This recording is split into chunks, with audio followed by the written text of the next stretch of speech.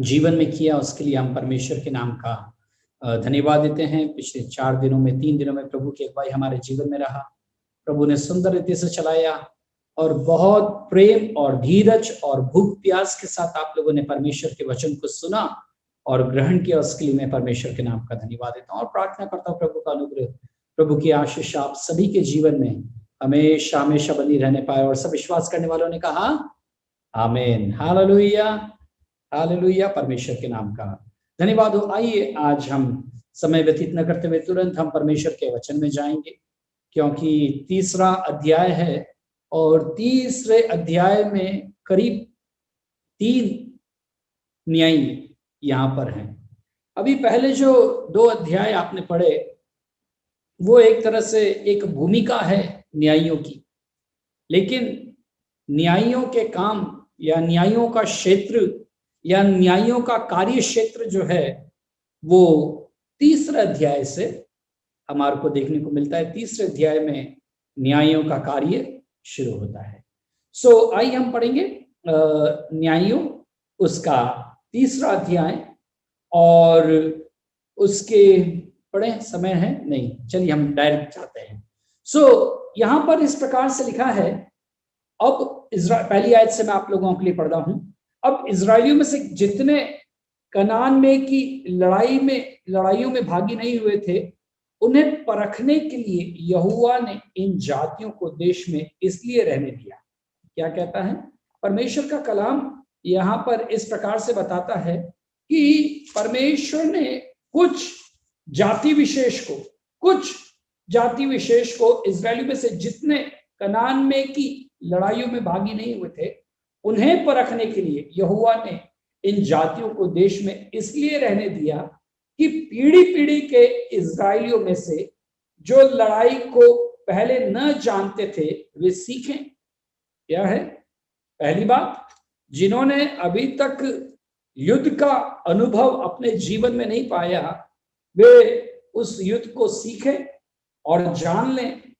अर्थात 5 सरदारों समेत पलिश्तियों और सब कनानियों और सिदोनियों और बाल हेरमोन नाम पहाड़ से लेकर हमात की तराई तक लबानोन पर्वत में रहने वाली हिब्बियों को ये इसलिए रहने पाए कि इनके द्वारा इजरायलियों की इस बात की परीक्षा हो कि जो आज्ञा यहोवा ने मूसा के द्वारा उनके पूर्वजों को दी थी, उन्हें वे मानेंगे या नहीं। ठीक है, इसलिए इजरायली कनानियों, हित्तियों, एमोरियों, परिज्जियों, हिब्बियों और यबूसियों के बीच में बस गए। लेकिन 6ठी आयत कहती है, तब वे उनकी बेटियां विवाह में लेने लगे और अपनी बेटियां उनके बेटों को विवाह में देने लगे और उनके देवताओं की भी उपासना करने लगे। है ना, परमेश्वर का कलाम यहाँ पर टेस्टिंग के लिए मैंने लास्ट टाइम बताया था परमेश्वर ने क्यों छोड़ा। पहले तो उनकी जिम्मेदारी था कि ये लोग इन जातियों को निकाल दे, लेकिन इन्होंने निकाला नहीं और इस कारण से फिर परमेश्वर ने भी उनको वहीं रहने दिया टेस्टिंग के लिए, ताकि परमेश्वर उनको जांच कर देख सके कि क्या वो खुदा के साथ चलते हैं या नहीं चलते। है ना, कई बार प्रभु कुछ चीजों को टेस्टिंग के लिए छोड़ देता है, है ना, टेस्टिंग के लिए। अभी बीते समय के अंदर मैं एक बच्चों का एक वीडियो देख रहा था, उसमें एक डैडी आते हैं और कुछ मिठाई या कुछ ऐसा स्वीट्स है जो वो अपने बेटे के लिए लेकर आते हैं, और वो लाने के बाद अपने छोटे बेटे को, शायद हो सकता है 8 साल का 9 साल का बच्चा हो, 7-8 साल का बच्चा वो होगा, और उसको डाइनिंग टेबल पे रखते हैं, बिठाते हैं और फिर वो मिठाई बॉल में निकालते हैं और सामने रख के कहते हैं, मैं 5 मिनट के लिए अंदर जा रहा हूं, जब तक मैं नहीं आऊं इसको छूना नहीं। और जब ऐसा कहकर पापा चले जाते हैं, अब बच्चा बड़ा पशोपेश में पड़ जाता है, क्या करूं। वो कभी इधर दिखता है, कभी उधर दिखता है, कभी मिठाई देखता है, कभी उसके पास जाकर उसको स्मेल करता है, कभी अपनी जुबान ऐसा करके फेरता है, और उसको बहुत इच्छा हो रहा है खाने का, लेकिन पापा बोल के गए खा नहीं सकते। 1 मिनट बर्दाश्त किया, 2 मिनट बर्दाश्त किया, 2 मिनट बाद फिर जब बर्दाश्त नहीं होता तो ऐसा धीरे से छोटा सा ऐसा टच करके ऐसा चखने की कोशिश करता है कि टेस्ट कैसा है, और आखिर में 5 मिनट होते होते सब्र का बांध टूट जाता है और पापा आए उससे पहले मिठाई आधा हो जाती है। कई बार परमेश्वर हमारे साथ ऐसे करता है ना। परमेश्वर कई बार हमें जांचने के लिए ऐसा करता है। खुदा को क्या जरूरत थी अदन की वाटिका में फालतू में एक भले और बुरे के ज्ञान के वृक्ष को लगाने की, है ना। अगर परमेश्वर भले और बुरे के ज्ञान का वृक्ष लगाता ही नहीं तो कोई झंझट ही नहीं होने वाला था, कोई पाप होता ही नहीं। सही बात है ना, गलत तो नहीं कह रहा हूं, सही है ना। लेकिन परमेश्वर ने वो पेड़ क्यों लगाया, उसका एकमात्र कारण यह है क्योंकि परमेश्वर जांचना चाहता है कि हम उसकी आज्ञाओं को मानेंगे या नहीं मानेंगे। कई बार टेम्पटेशंस आती है, परीक्षाएं आती है। ये परीक्षाएं काय के लिए? केवल जांचने के लिए। आपको क्या लगता है जब आप संकट में होते हैं वो परीक्षा का समय होता है? नहीं साहब, आपकी जानकारी के लिए कहना चाहता हूं, संकट का समय परीक्षा का समय हो सकता है, लेकिन संकट से भी ज्यादा परीक्षा का समय हमारे आनंद का समय होता है। आप समझ रहे हैं? उदाहरण के लिए, आप बहुत अच्छे परमेश्वर के अच्छे बेटा और बेटी हैं, अच्छे विश्वासी हैं, है ना। प्रभु आपको अच्छा आशीष दिया, आपकी तनख्वाह 25,000 रुपया है, तो आप बराबर 25,000 का 10वां अंश 2,500 रुपया निकाल कर क्या कर देते हैं? चर्च में बराबर पादरी साहब के हाथ में देकर आएंगे और दुआ करवा के ही निकलेंगे। लेकिन ऐसा हुआ, अचानक एक दिन मालूम पड़ा कि हमारे ससुर जी का देहांत हो गया, और मरते मरते ससुर जी करीब 80 लाख की प्रॉपर्टी छोड़कर चला गया। लेकिन जब वो 80 लाख रुपया आता है, उस समय 10वां अंश निकालना भारी पड़ जाता है। उस समय वो 8 लाख नहीं निकल पाता है, 25,000 का 10वां अंश 2,500 निकल जाएगा, लेकिन 80 लाख का 10वां अंश, अरे पादरी साहब वो 80 लाख का है था, वो एज इट इज हमने दूसरी प्रॉपर्टी में इन्वेस्ट कर दिया। प्रभु का धन्यवाद हो। 5,000 जरूर लेके जाएंगे पादरी साहब के पास, हमारे को वो वहां से हिस्सा मिला, प्रभु का धन्यवाद हो। 5,000 दिया और बोला पादरी साहब हमने एक और नया मकान ले लिया, उसके लिए भी आके दुआ कर दो। और शायद जब दुआ करने के लिए जाएंगे तो 2,000 का लिफाफा और पकड़ा देंगे या 3,000 का लिफाफा और पकड़ा देंगे। यानी कि 80 लाख का 8,000 रुपया दिया, लेकिन 7,92,000 रुपया खा गया।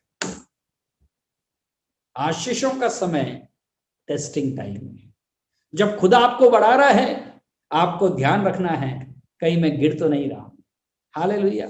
सो इसलिए परमेश्वर ने जानबूझ करके इनको इनके बीच में रखा ताकि परमेश्वर इनको परखे। वचन में लिखा है परखने के लिए, इनको जांचने के लिए, इनको परखने के लिए परमेश्वर ने इन जातियों को इनके बीच में रखा ताकि परमेश्वर उनको परख कर उनको जांच सके, साथ में आने वाली पीढ़ी को भी सिखा सके कि परमेश्वर कौन है, क्या है, परमेश्वर क्या आपके जीवन से चाहता है। और इसलिए कई सारी जातियां जो थी जिनका नाम हम लोगों ने पढ़ा, उन जातियों ने उन जातियों के बीच में परमेश्वर ने इनको रहने दिया और इन जातियों के बीच में बस गए। उसके बाद 5 आयत के अंदर हम पढ़ते हैं, ये न्यायों की पुस्तक का पहला स्वधर्म त्याग है। स्वधर्म त्याग मतलब स्वयं अपनी मर्जी से इन्होंने अपने परमेश्वर को छोड़ दिया। मैंने शुरुआत में आपको कुछ बताया था, आपको याद है कितनी बार न्यायों की पुस्तक में इजरायलियों ने परमेश्वर को त्याग दिया? किसी को याद है? 9 बार। थैंक यू सिस्टर रंजित, 9 बार, 9 बार। ओके। कितनी बार गुलामी में गए? 7 बार, 7 बार गुलामी में गए। कितने न्याय हुए? 16। लेकिन न्यायों की पुस्तक में कितने न्यायों का जिक्र है? 14। ठीक है। और कितने ग्रह युद्ध हुए? 5 ग्रह युद्ध हुए, यानी कि इजरायलियों आपस में ही लड़ाई लड़े। कई सारी भविष्यवाणियां, युद्ध है, पाप और इजराइल की असफलता है। सो इन 9 स्वधर्म त्याग में से पहली बार जो त्यागा इन लोगों ने, वो 3रा अध्याय और उसकी पहली आयत के अंदर हमारे को देखने के लिए मिलता है। और उन्होंने किस प्रकार से त्यागा?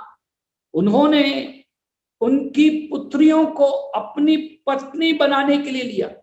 इजरायलियों ने इन अन्य जाति लड़कियों को अपनी पत्नी बना लिया और अपनी पुत्रियों को उनके पुत्रों को ब्याह में दे दी। और न सिर्फ उन्होंने उनकी पुत्रियों को लिया और अपने पुत्रों को उनको दिया, लेकिन इनके साथ साथ वे अपने परमेश्वर यहोवा को भूलकर बाल नाम देवताओं और अशेरा नाम देवियों की उपासना करने लगे। है ना? पढ़ने का समय नहीं है, लेकिन मैं बता देता हूं। निर्गमन 34:16 के अंदर और व्यवस्था विवरण 7 और उसकी 3री आयत में परमेश्वर का कलाम कहता है, तुम अन्य जातियों के जिस देश में तुम जाओ वहां पे रहो, उनकी इस लड़कियों को न तो अपने पेटों से ब्याहना, न अपनी बेटियों को अन्य जातियों को देना, न अन्य जातियों की लड़कियों को ब्याहना, न अन्य जातियों को अपनी बेटियों को ब्याह में देना। परमेश्वर ने इस बात के लिए मना किया, लेकिन फिर भी परमेश्वर की, जिसे कहना चाहिए, ये बात को भूलकर ये लोग क्या करने लगे?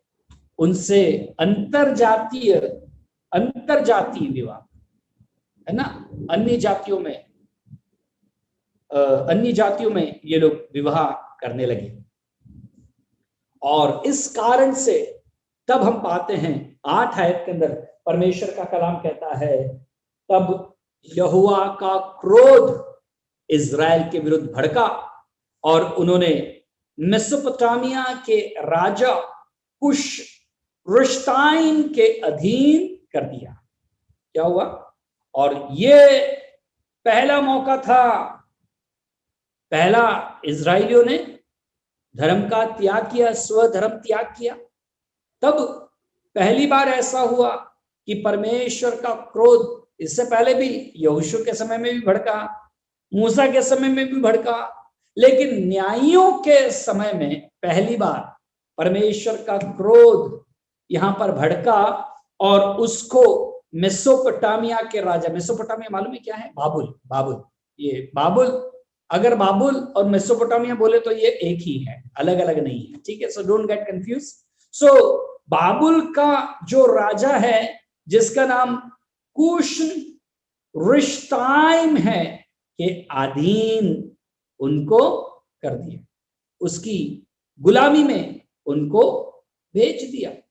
कुश रुश्ताइम जो है वो बेसिकली, इसके नाम का जो अर्थ है, कुश जो है वो कुशी जाति को रिप्रेजेंट करता है, कुशी जाति।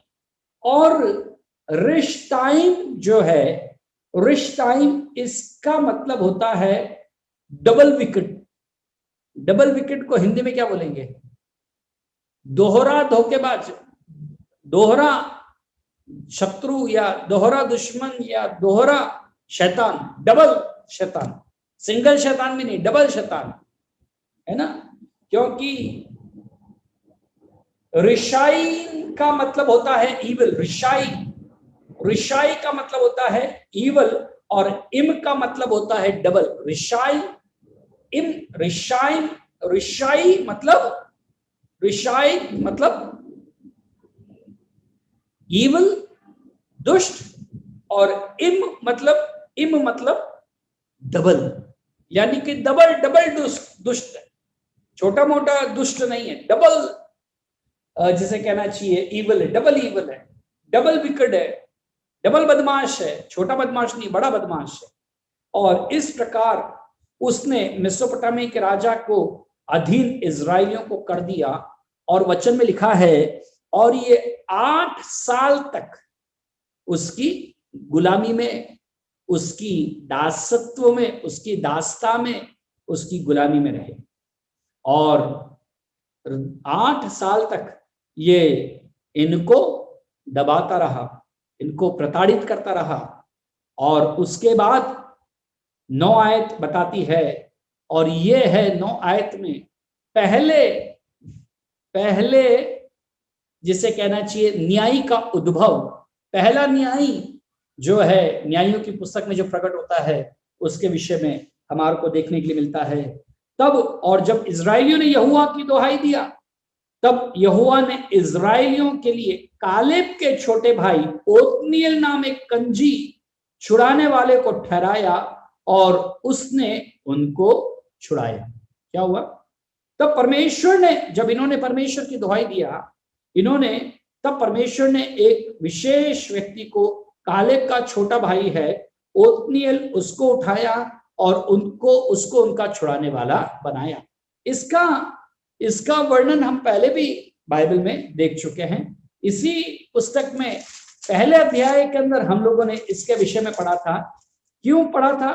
क्योंकि एक समय में कालेब ने बोला था, जो पहला अध्याय उसकी 11 आयत में बोला था कि जो जाकर दबीर के निवासियों पर चढ़ाई की, और दबीर का नाम किरियत सेम था, और कालेब ने कहा जो किरियत सेपेर को या दबीर को मार कर ले आएगा उसके साथ मैं मेरी बेटी की शादी, अक्सा की शादी कर दूंगा। और उसको मारने वाला कौन था? उस नगर दबीर को मारकर लाने वाला कालेब का छोटा भाई है कंजी, और कंजी का पुत्र है ओत्निएल।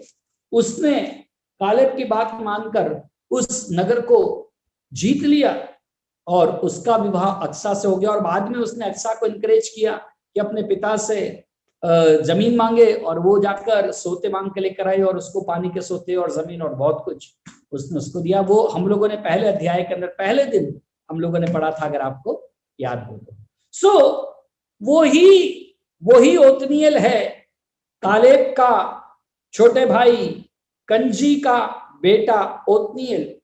और परमेश्वर का कलाम उसके विषय में इस प्रकार से बताता है, और यहोवा का पवित्र आत्मा उस पर आया, और वह इजराइलियों का न्याय बन गया और युद्ध करने को निकला। और यहोवा ने मेसोपोटामिया के राजा कुशन रिश्ताइम को उसके हाथ में कर दिया, और वह कुशन रिश्ताइम पर विजय हुआ, और 40 वर्षों तक इसमें शांति बनी रही।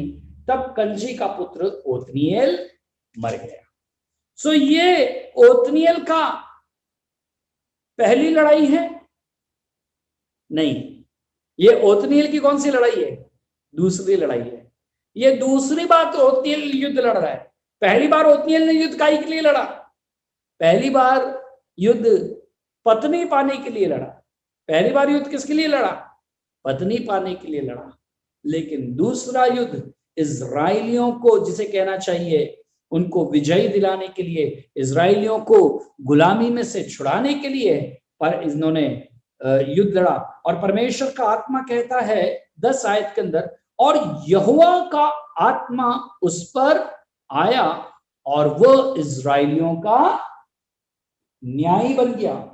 उसमें यहोवा का आत्मा समाया और वह इजराइलियों का न्यायी बन गया, है ना, जज, न्यायी बन गया।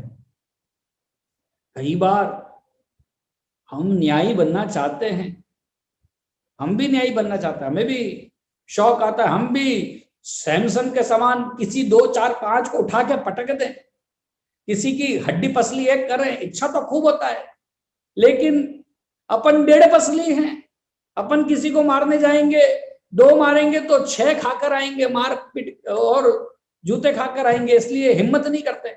लेकिन मन में इच्छा बहुत प्रबल होता है।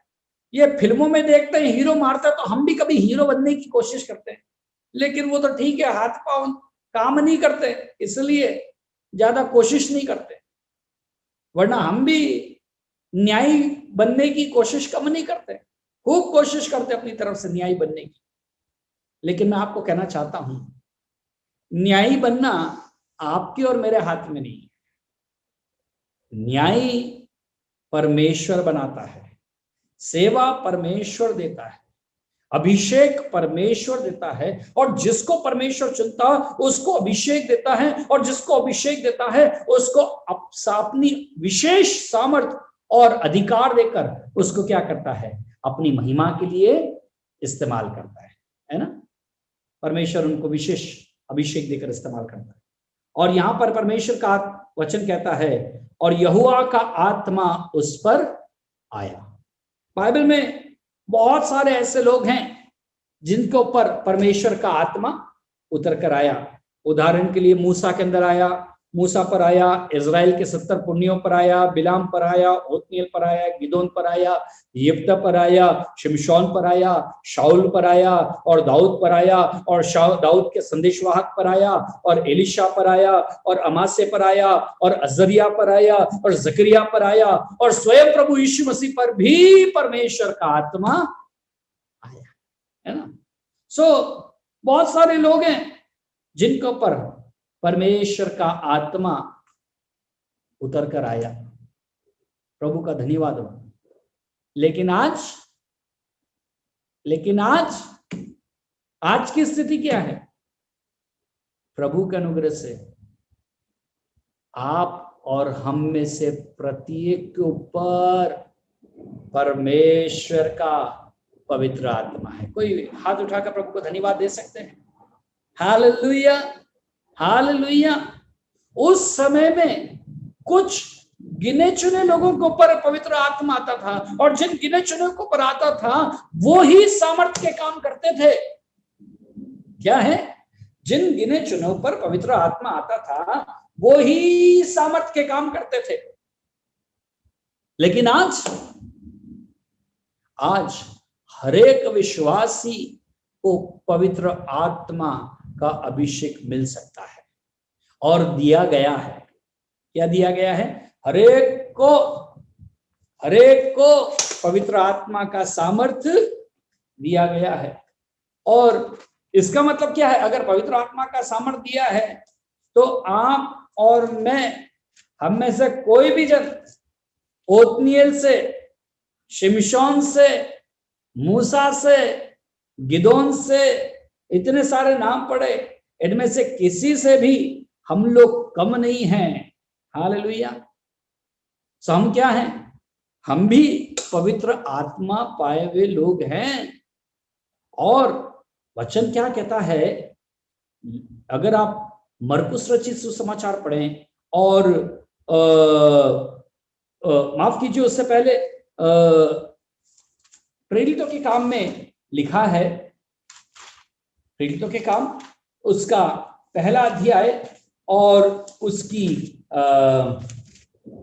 माफ कीजिए, मैं थोड़ा सा अलग निकल कर जा रहा हूं, कभी कभी इधर उधर हो जाते हैं, लेकिन पवित्र आत्मा जब बोलता है तो जाना पड़ता है। प्रेरितों के काम पहला अध्याय और उसकी 8 आयत कहती है, परंतु जब पवित्र आत्मा तुम पर आएगा तो तुम सामर्थ पाओगे, और तुम यरूशलेम और सारी यहूदिया और सामरिया और पृथ्वी के छोर तक मेरे गवाह होगे। पवित्र आत्मा की भविष्यवाणी प्रभु यीशु मसीह ने जाने से पहले अपने लोगों को दिया।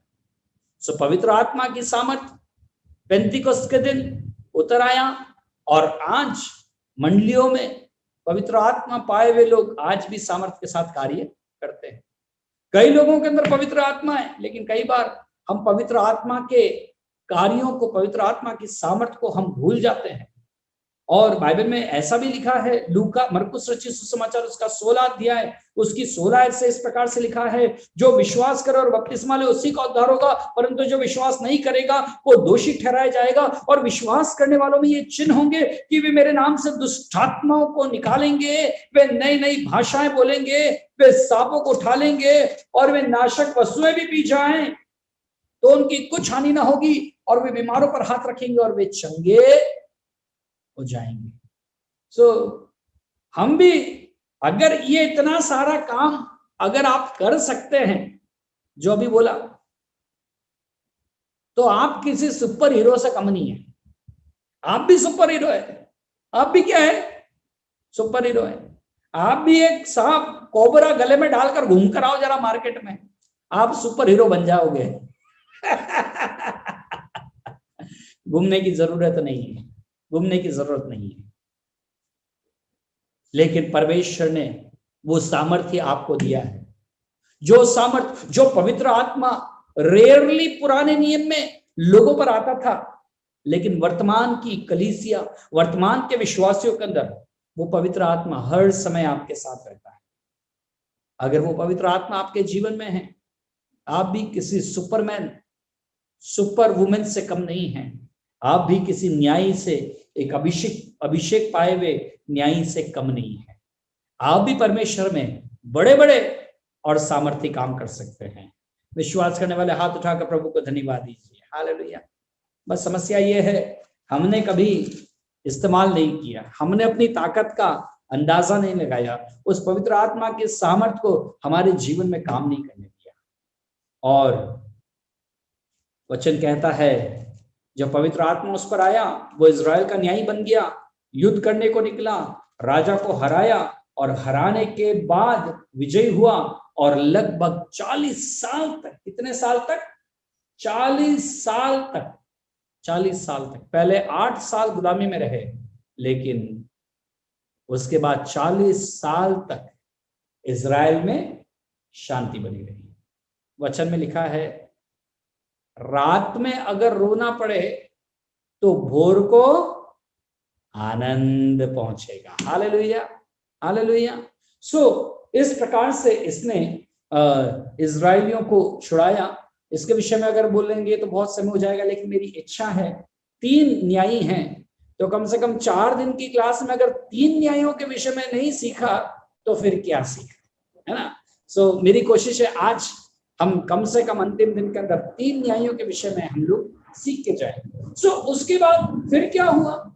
उसके बाद फिर 12 आयत बताती है, 40 साल पहले 8 साल तक गुलामी में रहे, 8 साल तक बहुत दुख उठाया, बहुत ताड़ना सहा, बहुत पीड़ा सहा, बहुत मार सहा, लेकिन बाद में जब 40 साल तक शांति आ गया, जब 40 साल की शांति आ गया, इस 40 साल की शांति में 8 साल की मिली हुई ताड़ना, दुख और पीड़ा को ये लोग वापस क्या हो गए? भूल गए। और फिर बाइबल कहती है, फिर यहां पर दूसरा वापस हम सेकंड धर्म त्याग देखते हैं, है ना। वापस दूसरी बार धर्म का त्याग और दूसरी बार दासत्व में जाने की घटना को हम यहां पर देखते हैं। और यहां पर हम पाते हैं 12 आयत से, और 12 आयत फिर क्या कहती है? 12 आयत इस प्रकार से कहती है, तब इजराइलियों ने फिर यहोवा की दृष्टि में बुरा किया, और यहोवा ने मोआब के राजा एग्लोन को इजराइल पर प्रबल किया, क्योंकि उन्होंने यहोवा की दृष्टि में बुरा किया था। इसलिए उसने अम्मोनियों और अमालेकियों को अपने पास इकट्ठा किया और जाकर इजराइल को मार लिया और खजूर वाले नगरों को अपने वश में कर लिया। तब इजरायली लोग 18 वर्ष तक मोआब के राजा एग्लोन के अधीन रहे। क्या किया? एक और दूसरा राजा आया, ये मोआबी राजा है। मोआब के विषय में मैं ज्यादा बोलना पसंद नहीं करूंगा, लेकिन फिर भी आपको बताना चाहता हूं। लूत जब अपनी दोनों बेटियों को लेकर भागा और उसके बाद उस एक गुफा के अंदर लूत के द्वारा जो उसकी बेटियां गर्भवती हुई, उनमें से जो संतान हुआ वो मोआब था। अर्थ शायद आप में से कुछ लोगों को मालूम होगा, बताने की जरूरत नहीं है, तो बाइबल में पढ़ के देखते रहना, मैं नहीं बताता, ठीक है। सो ये मोआब था, और ये मोआब जो था ये एक दुष्ट राजा है, मोआब का राजा, जिसका नाम एग्लोन है। और अभी समय नहीं है बहुत कुछ इसके विषय में बताऊं, लेकिन मुझे याद है हमारे बाइबल कॉलेज के दिनों की बात है, नहीं उसके बाद की बात है, शायद हम सेवा में आ गए थे उसके बाद की बात है शायद, if I am not wrong. James भाई आपको याद होगा, लॉन्ग बैक, बहुत पुरानी बात है, एक बार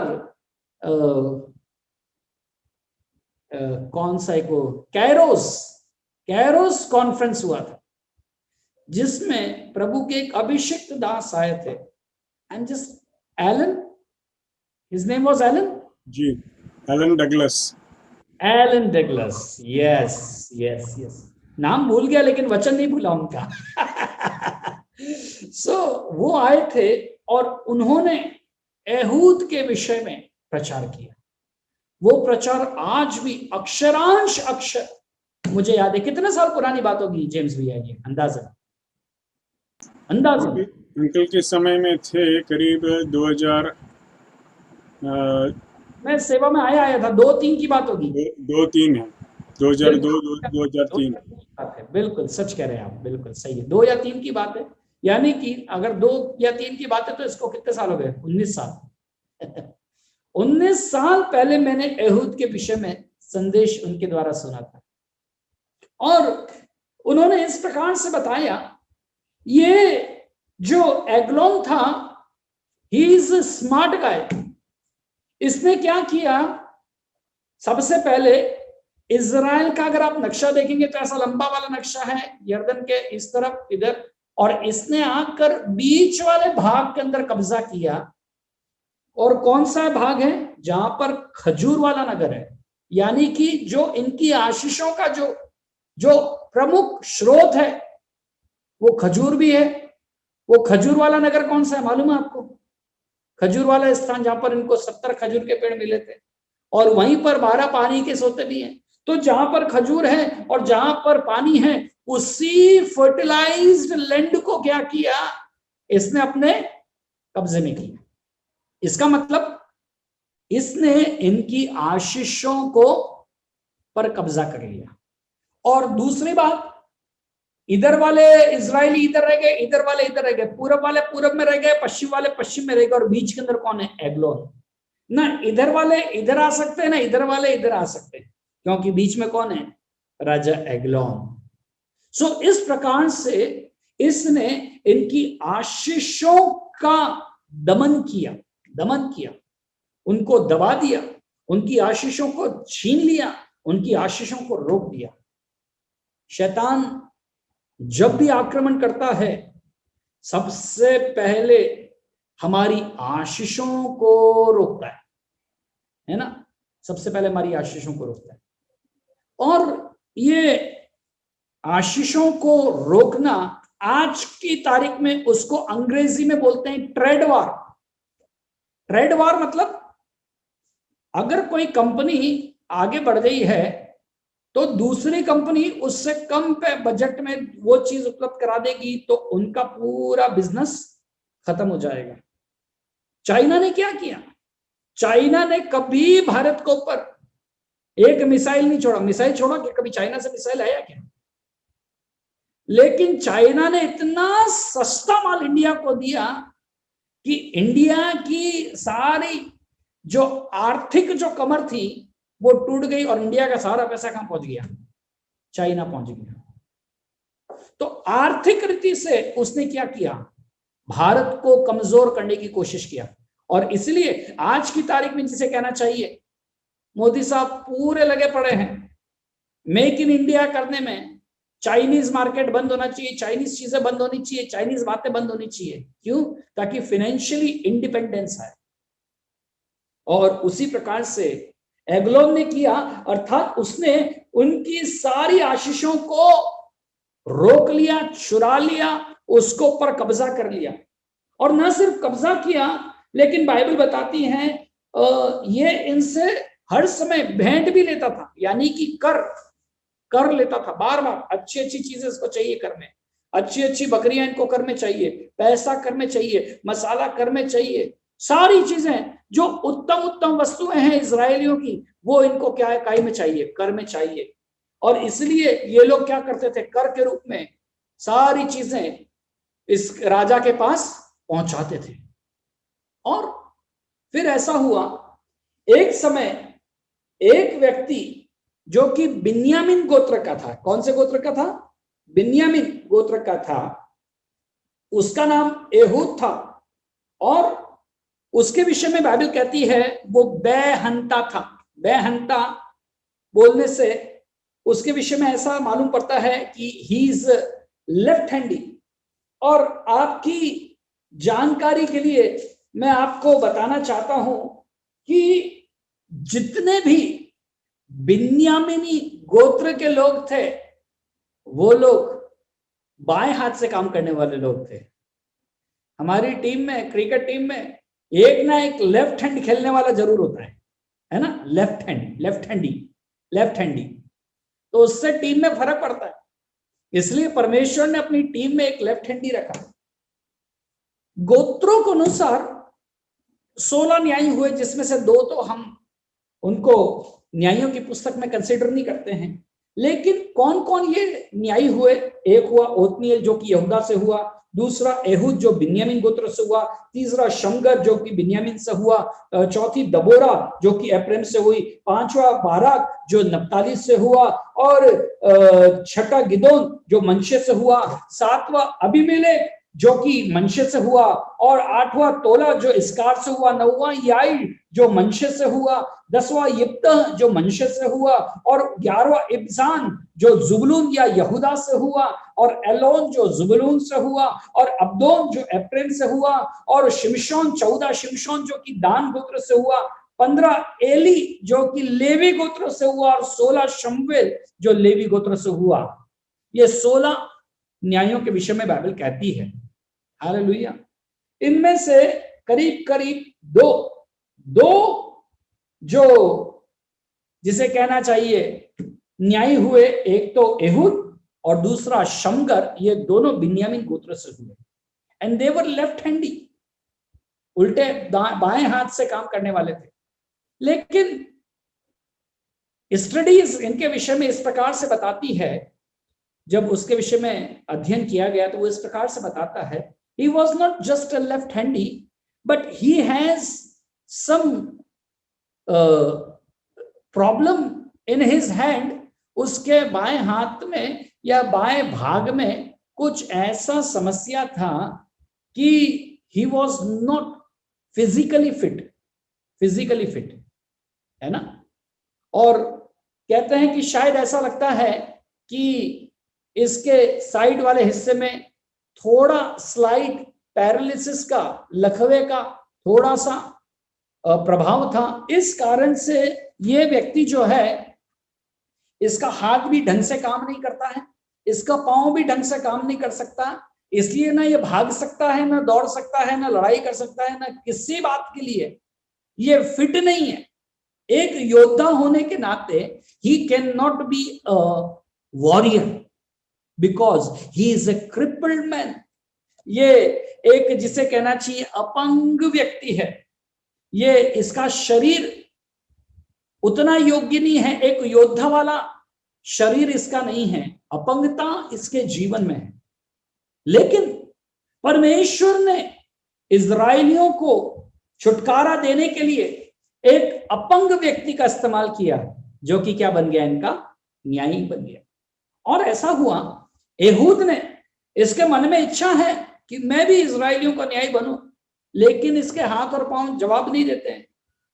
हिम्मत है, ताकत है, कुछ करना चाहता है, इसलिए इसने एक हाथ यानी कि करीब 10-12 इंच की, एक हाथ यानी कि 9 से 12 इंच की एक तलवार या छुरा इसने बनवाया और उसको अपने वस्त्रों के नीचे दाहिनी जांघ पर लटका दिया और ये राजा से भेंट करने के लिए गया। अभी इसके विषय में लिखा है एग्लोन। एग्लोन क्या है? बहुत मोटा है। एग्लोन बहुत मोटा है। मोटा होने का मतलब क्या है? Even Eglon is not a warrior. If Ehud is not a warrior, then Eglon is also not a warrior, because मोटा आदमी कोई शूरवीर हो सकता है क्या? मोटा आदमी कोई लड़ाई लड़ सकता है? बेचारा घोड़े के ऊपर बैठेगा तो घोड़ा भी जवाब दे जाएगा, बोले कि साहब इसको उतारो पहले नीचे, या तो ये चल ले या मैं चलूं, हम दोनों में से एक ही चल सकता है, इसको साथ लेके मैं चल नहीं सकता, है ना, मोटा आदमी को लेकर। तो ये मोटा है, यानी कि इसमें इजराइलियों को जीतने की क्षमता नहीं है। लेकिन एक कहावत है ना, अल्लाह मेहरबान तो गधा पहलवान। तो इसी कारण से इजराइलियों की मूर्खता और गलतियों के कारण क्या हुआ, ये एग्लोन इजराइलियों पर विजयी होने पाया। और न सिर्फ विजयी हुआ, लेकिन 18 साल तक इनको दबाता रहा। कई बार मेरे प्रियो, कई दुख जो आप झेल रहे हैं, वो दुख देने वाले में इतनी क्षमता या ताकत नहीं है, लेकिन हमारी कमियों, हमारी गलतियों, हमारे पापों की वजह से उस दुख देने वाले को और मौका मिलता जाता है, और परमेश्वर उसको अनुमति देता जाता है कि वो हमारे ऊपर प्रबल होता जाए। बाकी क्षमता उसमें कुछ नहीं है, क्षमता कुछ नहीं है। ये तो हमारी कमी के कारण वो विजयी हो रहे हैं, हमारी घटियों के कारण, हमारे पाप के कारण, हमारी अयोग्यता के कारण लोग हम पर विजयी हो रहे हैं। वरना शत्रु में कोई सामर्थ्य नहीं है, क्योंकि विजयी कौन है? केवल एक, वो हमारा परमेश्वर। लेकिन परमेश्वर कभी कभी जानबूझ करके अनुमति दे देता है शत्रुओं को हम पर विजयी होने के लिए।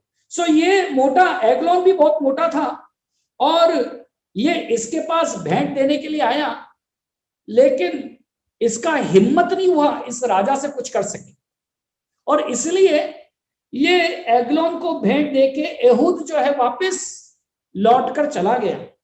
ये क्या चला गया? ये लौटकर वापस चला गया। पहली बार राजा से मिला और लौटकर वापस चला गया। और कहां पे गया? लोगों को तो उसने भेज दिया, उसके साथ जो लोग आए थे उनको तो भेज दिया, लेकिन ये स्वयं कहां गया? गिलगाल को गया। कहां पर गया? गिलगाल को गया, और गिलगाल के निकट की मूर्तियों के पास गया, और वहां से लौट कर आया, और फिर राजा के पास जाता है, और राजा के पास जाकर कहता है, हे राजा, मेरे को तेरे को एक सीक्रेट बात कहनी है। क्या बोलता है वो? राजा के पास आकर क्या कहता है? हे राजा, मुझे तुझसे एक भेद की बात कहनी है। और क्या कहता है? मुझे तुझसे एक भेद की बात कहनी है। तब राजा ने कहा, थोड़ी देर के लिए बाहर जाओ। मतलब इसने बोला कि मेरे को तेरे को एक भेद की बात बोलनी है, तो राजा ने बोला, बोलो क्या बोलना है? इसने बोला, नहीं ऐसे नहीं बोलूंगा, पहले जो तेरे पास लोग हैं उनको सबको बाहर कर, क्योंकि सीक्रेट बात है ना, भेद की बात है, पब्लिक के सामने नहीं बोल सकता। तो राजा ने सारे जो उसके पास के जो लोग थे उनको क्या किया? बाहर निकाल दिया। फिर राजा ने बोला, हाँ अब बोल, क्या कहना है? तो वो बोलता है, अरे साहब ऐसे नहीं बोल सकता, थोड़ा अंदर चलो। तो राजा बोलता है, चलो अंदर के कमरे में चलते हैं। अंदर की अटारी में राजा को लेके गया, और अंदर की अटारी में ले जाकर राजा को बोला, हाँ बोलो क्या बात बोलनी है? तो फिर बोलता है, ऐसे नहीं बोल सकता क्योंकि सीक्रेट बात है। तो बोले, फिर कैसे बोलेगा? तो बोले, मैं कान में आके बोलूंगा। कैसे बोलूंगा? कान में आके बोलूंगा। तो राजा भी मूर्ख है, क्योंकि ये तो शत्रु का आदमी है। फिर भी राजा उसके पास कान लेके गया कि हाँ बोल, क्या बोलना है? वो राजा इधर कान लगा के सुन रहा है, ये नीचे से तलवार निकालता है, और पूरी की पूरी तलवार क्या कर देता है? राजा के पेट में घोंप देता है। राजा तो भेद की बात सुनने के लिए कान लगाया हुआ है, लेकिन ये नीचे से तलवार निकालकर, अपनी जांग में से तलवार निकालकर क्या कर देता है? राजा के पेट में झोंक देता है।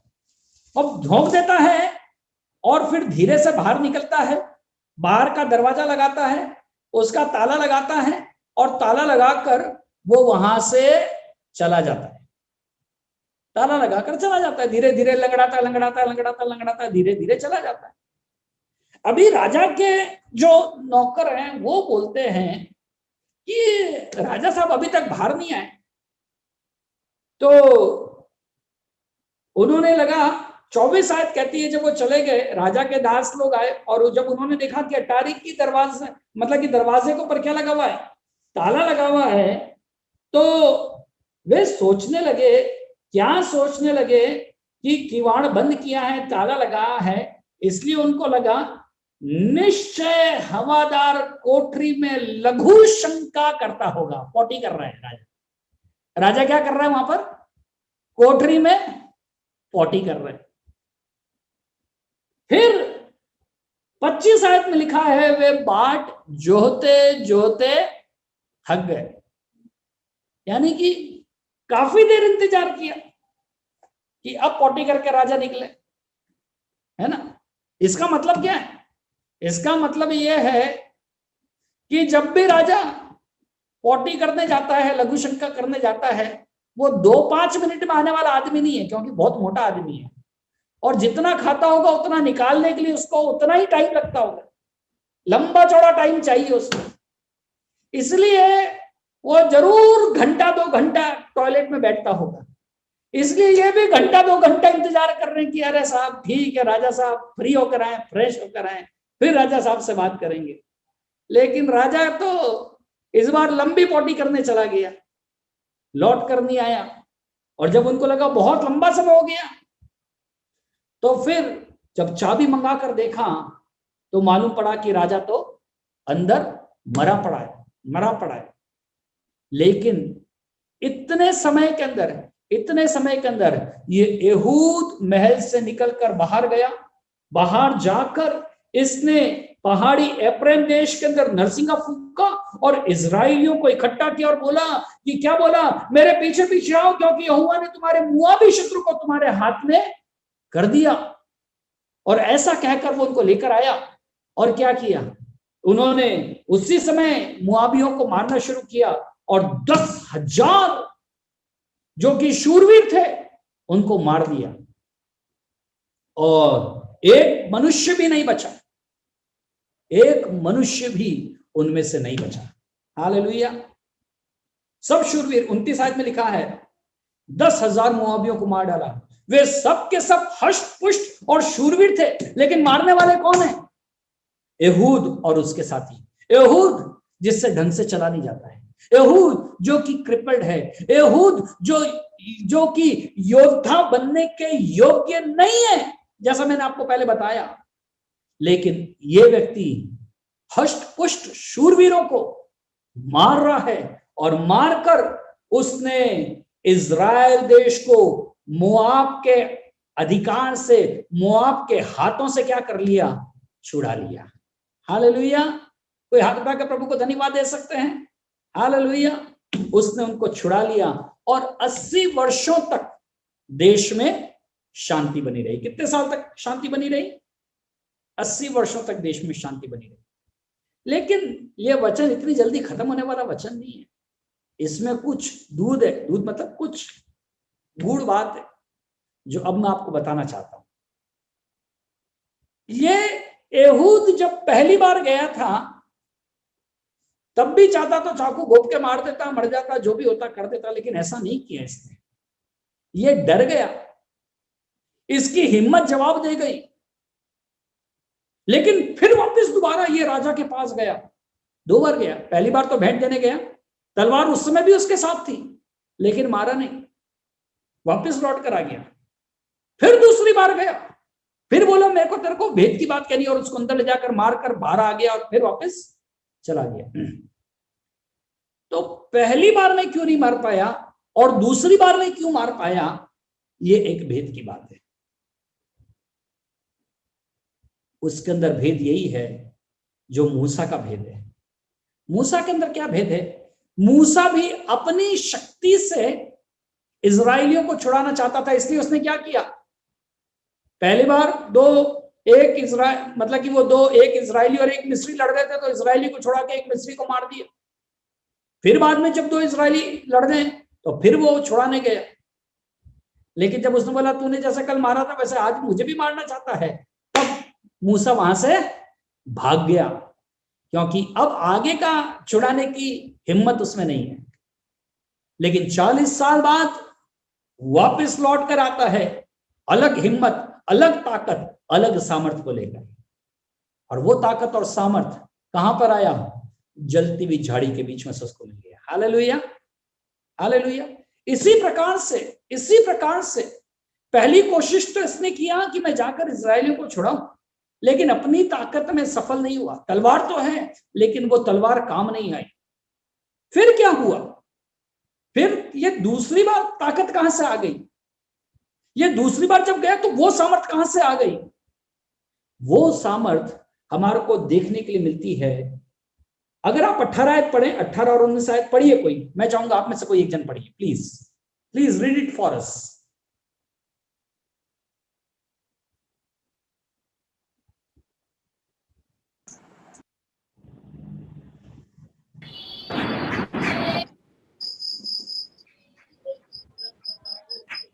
जब वह भेंट को देखा तब भेंट के लाने वाले को विदा किया, परंतु वह आप गिलगाल के निकट की खुदी हुई मूर्तों के पास लौट गया और एग्लोन के पास कहला भेजा, हे राजा, मुझे तुझसे एक भेद की बात कहनी है।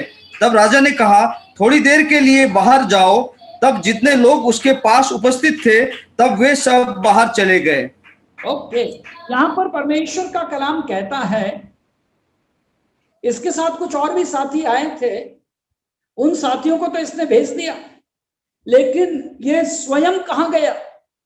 ये स्वयं कहां गया? गिलगाल के पास, खुदी हुई मूर्तों के पास। कहां पर गया?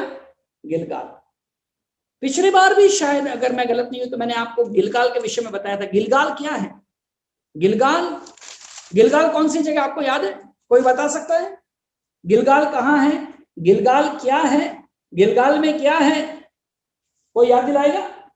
गिलगाल वो जगह है जहां पर क्या हुआ था, जब इजरायली क्या हो गए थे, यरदन को पार किए, और यरदन को पार करने के बाद सूखी सूखी भूमि में उतर कर आए, तब यहोशू ने बोला कि यरदन की सूखी, जब नदी सूखी भी, उसमें से 12 पत्थरों को निकालो, ताकि उसका एक मेमोरियल बनाया जाए, स्मृति का चिन्ह बनाया जाए। और 12 पत्थर हर गोत्र के नाम से निकाले गए, और उन पत्थरों को क्या किया गया? उनको इजराइल में खड़ा किया गया। क्या किया गया?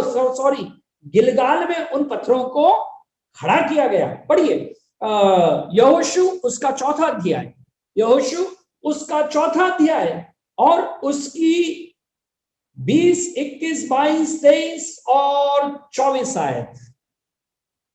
20, 21, 22, 23, 24 आयत पढ़िए जरा इन आयतों को। यरदन में से निकाले गए थे, उनको यहोशू ने गिलगाल में खड़े किए। तब उसने इस्राएलियों से कहा, आगे को जब तुम्हारे बाल बच्चे अपने अपने पिता से यह पूछे, इन पत्थरों का क्या मतलब है, तब तुम यह कहकर उनको बताना, इस्राएली यरदन के पार स्थल चले आए थे, क्योंकि जैसे तुम्हारे परमेश्वर यहोवा ने लाल समुद्र को हमारे पार हो जाने तक हमारे सामने से हटाकर सूखा रखा था, वैसे ही उसने यरदन का भी जल तुम्हारे पार हो जाने तक तुम्हारे सामने से हटाकर सूखा रखा, इसलिए कि पृथ्वी के सब देशों के लोग जान ले कि यहोवा का हाथ बलवंत है, और तुम सर्वदा अपने परमेश्वर यहोवा का भय मानते रहो। ओके, पुराने नियम में जब परमेश्वर कुछ बात बोलता था तो वो अक्षरांश अक्षर वैसा का वैसा ही उसको किया जाता था। यहां पर जब गिलगाल में इन्होंने उसको उठाया, उन पत्थरों को लगाया, तो ये चिन्हानी के पत्थर हो गए। काहे के लिए? ताकि भविष्य में जब तुम्हारे बाल बच्चे तुमसे पूछें, पापा ये पत्थरों का क्या मतलब है, तब तुम अपने अपने बच्चों को ये कहकर बताना कि इजरायली लोग क्या किए थे, यरदन के पार स्थल यानी कि सूखी भूमि में चलकर आए थे, और तुम्हारे परमेश्वर यहोवा ने लाल समुद्र को जैसे सुखाकर उसके बीच में से मार निकाला था, उसी प्रकार से यरदन का जल भी तुम्हारे पार हो जाने तक तुम्हारे सामने से हटाकर सूखा रखा। ये बात इजरायलियों को बोला गया कि तुम सब अपने अपने बच्चों को सिखाना, और यही बात इजरायलियों को सिखाया गया। और शायद यही बात किसको भी सिखाया गया, यही बात जिसे कहना चाहिए ये जो एहूद है, इसको भी सिखाया गया। एहूद को भी यही बात सिखाया गया कि परमेश्वर ने क्या किया था, यरदन नदी को दो भाग किया था, उसके अंदर से पत्थर निकाले थे और ये यहां पर खड़े किए हैं। लेकिन इसमें एक और महत्वपूर्ण बात है, और इन पत्थरों के साथ ये भी बताया गया, 24 आयत पढ़िए वापस, 24 आयत, यहोशू 4:24। इसलिए कि पृथ्वी के सब देशों के लोग जान लें कि यहोवा का हाथ बलवंत है। बस काफी है। बस यहां पर परमेश्वर का कलाम कहता है, इनको ये सिखाया गया कि इन पत्थरों को देखो और ये देख के ये जानो, तुम ये समझो, तुम्हें ये मालूम होना चाहिए कि ये पत्थर इस बात को दर्शाते हैं कि यहोवा का हाथ क्या है, बलवंत है। उसने ये बताया कि इजराइलियों को नहीं, लेकिन सारी पृथ्वी के लोगों को मालूम होना चाहिए कि यहोवा का हाथ क्या है, बलवंत है। और जैसे ही एहूद एग्लोन के पास से, वापस आ जाइए, ध्यान आपका इधर लेकर आइए। जैसे ही एहूद एग्लोन के पास से निकलकर गिलगाल को आया, गिलगाल में आकर जब इसने इन 12 पत्थरों को देखा, इन 12 पत्थरों को देखने के बाद इसको याद आया, क्या याद आया, क्या याद आया, क्या याद आया? सारी पृथ्वी के लोगों को मालूम होना चाहिए, सारी पृथ्वी के लोग, सारी पृथ्वी के देशों के लोग जान लें कि यहोवा का हाथ क्या है, बलवंत है। इसने एक बार अपने हाथ को देखा होगा, अपने हाथ को देखकर बोलता होगा, अरे यार मेरा हाथ तो कमजोर है, मैं तो कुछ नहीं कर सकता। लेकिन गिलगाल के पत्थरों को देखकर देखता है, तो इन गिलगाल के पत्थरों को देखकर इसको याद आता है, यहोवा का हाथ बलवंत है। मेरा हाथ क्या है, कमजोर है, लेकिन यहोवा का हाथ क्या है, बलवंत है। मैं कमजोर, लेकिन मेरा परमेश्वर क्या है, बलवंत है। और जब ये बात इसको याद आ गया, मैं भले ही कमजोर हूं, कोई फर्क नहीं पड़ता है, मेरा हाथ कमजोर हो, कोई फर्क नहीं पड़ता है, लेकिन मेरे यहोवा का हाथ बलवंत है। जब ये प्रकाशन उसके जीवन में आ गया, वो वापस लौट कर गया और जाकर उसने क्या किया, एग्लोन को साइड में बुलाया, कमरे में लेके गया, तलवार भी मार दिया, बाहर भी आ गया, इजरायलियों के साथ गया और बाद में जाकर 10,000 लोगों को और मारकर इजरायली को छुड़ा लिया। जबकि है कौन, कमजोर हाथ वाला व्यक्ति। कौन है, कमजोर हाथ वाला व्यक्ति। लेकिन ये कमजोर हाथ वाला व्यक्ति जानता है, मैं जरूर कमजोर हो सकता हूं, लेकिन मेरे यहोवा का हाथ क्या है, बलवंत है। Hallelujah, hallelujah. कितने विश्वास करते हैं हम कमजोर हैं? कितने विश्वास कह सकते हैं कि मैं कमजोर हूं? यस, हम सब कमजोर हैं, लेकिन ये भी ध्यान रखिए, हम कमजोर हैं, लेकिन हमारे परमेश्वर यहोवा का हाथ क्या है, बलवंत है। हालेलुया। जीवन में डरने की जरूरत नहीं है, घबराने की जरूरत नहीं है। आप चाहे कितने भी कमजोर क्यों ना हो, उससे कोई फर्क नहीं पड़ता है। बहुत सारे ऐसे स्थान हैं जहां पर परमेश्वर ने कमजोरों को क्या किया गया, बहुत सामर्थ्य के साथ क्या किया, परमेश्वर ने इस्तेमाल किया। परमेश्वर कई बार कमजोरों को, निर्बलों को परमेश्वर जो है वो इस्तेमाल करता है। और इस प्रकार से इसने क्या किया, इसने इजरायलियों को छुड़ाया और उसके बाद 80 साल तक, कितने साल तक, फॉर नेक्स्ट 80 डेज, 80 साल तक 80 ईयर्स क्या रहा, इजराइल के अंदर शांति बनी रही। 80 साल तक इजराइल के अंदर शांति बनी रही। और उसके बाद तीसरा जो धर्म त्याग है वो केवल एक आयत में हमारे को देखने के लिए मिलता है। एक आयत और है, एक आयत है, और इस एक आयत में तीसरा न्यायी है। पहला न्यायी कौन था? ओत्निएल। दूसरा न्यायी कौन हो गया? एहूद। और अब तीसरा न्यायी इसी अध्याय के अंदर है। कौन है? शमगर। तो 80 सालों तक देश में शांति बनी रही। इसके बाद फिर तीसरी बार इजरायलियों ने क्या किया? भूल गए, फिर परमेश्वर के विरुद्ध पाप किया।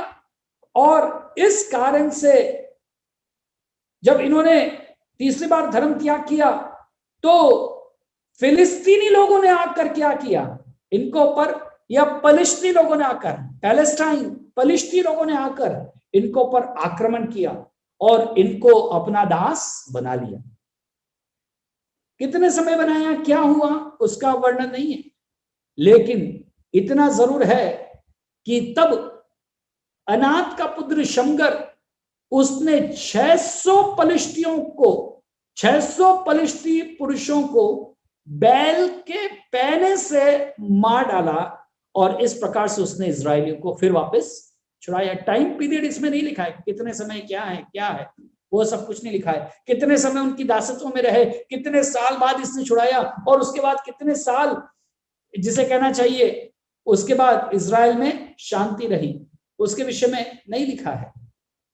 लेकिन शमगर एक और हुआ जिसने इजरायलियों को छुड़ाया और बैल के पैने से, बैल का पैना बेसिकली क्या है, एक मजबूत खंबा, करीब 8 फीट खंबा और 2 इंच व्यास का एक ऐसा होता है जिसके कोने के ऊपर एक ऐसा कील टाइप रहता है, और जिससे बैल जब धीरे धीरे चलता है तो उसके कारण से वो दूसरी तरफ से वो क्या है, तेजी से वो जैसे धुरी के ऊपर घूमता है, वो धुरी होती है उसके ऊपर वो घूमता है, उसको बैल का पैना बोलते हैं। यानी कि एक ऐसा खंबा लगाते हैं, उसके नीचे नुकीला सा रहता है और बैल उसके चारों तरफ घूमता है, और उस प्रकार से उसको कड़ी मिट्टी को तोड़ने के लिए, कई सारी चीजों के लिए, उसको अलग अलग कार्यों के लिए उसको इस्तेमाल किया जाता है। और उसके द्वारा शमगर ने 600 पलिश्ती पुरुषों को मार डाला है। हालेलुया। अगर न्यायियों की पुस्तक के अंदर ही अगर आप पढ़ें, समय हो गया हमारा, लेकिन 1 मिनट और लेना चाहूंगा, 1-2 मिनट और लेना चाहूंगा, क्योंकि आज हम खत्म कर रहे हैं और मैं चाहता हूं कि तीसरा अध्याय भी पूरा हो जाए। और तीसरा न्याय भी कंप्लीट हो जाए। न्यायियों की पुस्तक के अंदर अगर आप पढ़े तो न्यायियों की पुस्तक इटसेल्फ के अंदर 8 ऐसी बातें हैं जहां पर परमेश्वर कमजोर चीजों को, कमजोर बातों को सामर्थ्य के काम करने के लिए क्या करता है, इस्तेमाल करता है। उदाहरण के लिए पहला कौन है? एहूद, जो कि बायां हंता है, लेकिन फिर भी उस कमजोर को परमेश्वर ने क्या किया, इस्तेमाल किया। दूसरा बैल का पैना, इट इज नॉट क्या बोलेंगे, हथियार नहीं है। बैल का पैना हथियार नहीं है, वो तो खेती का सामान है, खेती के लिए इस्तेमाल की जाने वाली चीज है, लेकिन उस चीज को भी परमेश्वर क्या कर रहा है, इस्तेमाल कर रहा है। फिर चौथे अध्याय के अंदर देखेंगे तो दबोरा नाम की एक स्त्री है, उसको परमेश्वर ने इस्तेमाल किया। एक कमजोर स्त्री है लेकिन उसको परमेश्वर ने इस्तेमाल किया। फिर चौथी बात, चौथे अध्याय के अंदर ही अगर 21 आयत में देखेंगे तो एक लोहे की खूंटी जिसके द्वारा तंबू बांधे जाते हैं, उस खूंटी के द्वारा परमेश्वर ने सिसरा को मारा। फिर 9 अध्याय में जाएंगे तो मील का पत्थर, यानी कि जो वो आटे से चक्की पीसते ना, चक्की, वो पत्थर, वो हथियार नहीं है, लेकिन किसी ने ऐसे ही एक पत्थर फेंका और वो पत्थर के द्वारा एक और शत्रु मारा गया। फिर 7वें अध्याय के अंदर अगर आप पढ़ें तो घड़े के द्वारा गिदोन ने घड़ा फोड़ा और घड़ा फोड़ के भी क्या हो गया, विजयी हो गया। घड़े के द्वारा विजय मिला और नरसिंगे के द्वारा विजय मिला। और सैमसन ने 15 अध्याय में गधे की जबड़ी ले लिया, गधे के मुंह की जबड़ी को लेकर सैकड़ों को मार दिया। चीजें जो कि युद्ध की नहीं है, लेकिन परमेश्वर ने फिर भी उनको लिया और सामर्थ्य के साथ उनको इस्तेमाल किया। इसका मतलब यह है वॉरियर होना जरूरी नहीं है, लेकिन अगर परमेश्वर की पवित्र आत्मा की सामर्थ आपके और मेरे अंदर है तो any weak thing can be a mighty warrior, any weak person can be a mighty warrior. कोई भी एक कमजोर जन जो है वो एक सामर्थी योद्धा बन सकता है अगर परमेश्वर की पवित्र आत्मा की सामर्थ आपके अंदर है तो परमेश्वर किसी को भी इस्तेमाल कर सकता है। ये मत समझो कि हम कमजोर हैं, लेकिन परमेश्वर की अगर सामर्थ आपके अंदर है परमेश्वर आपको इस्तेमाल कर सकता है। सो आज हम लोगों ने 3 न्यायों को देख लिया। फिर कभी जब परमेश्वर मौका देगा आने वाले समय के अंदर हम बचे हुए अध्यायों को और न्यायों को हम स्टडी करेंगे। परमेश्वर आप सबको बहुत बहुत आशीष दे। Thank you and God bless.